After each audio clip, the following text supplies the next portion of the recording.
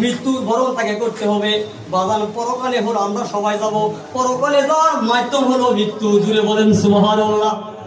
পরকালে যাওয়ার মাধ্যম কি?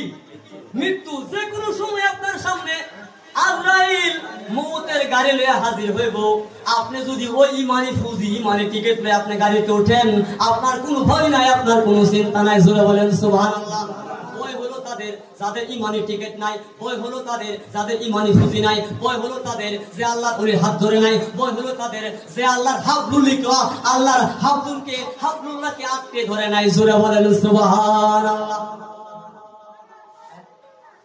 এই জন্য আল্লাহ দুনিয়াতে পাঠাইয়া নোটিশ জারি করছে, ও জগতের মানুষ, আমি দুনিয়ার মধ্যে আমার পক্ষ হতে রশি পাঠাইছি, ওই রশিকে আটকে ধরো। এই রশি হলো নবুয়তের যুগে নবীগণ, বেলায়েতের যুগে মওলা আলী, মা ফাতেমা, ইমাম হাসান হোসেন, এভাবে আল্লাহর ওলিগণ, ওলি কামেল, আপনারা আমার প্রিয় মুর্শিদ আল্লাহর ওলি আবুল বশর আল কাদের। জোরে বলেন সুবহানাল্লাহ।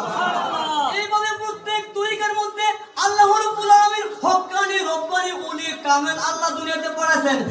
যেখানে হক পীরের হাতে বয়তার অসংখ্য গ্রহণ করেছেন, তার মাধ্যমে সে আল্লাহ মারিফত লাভ করবে। তার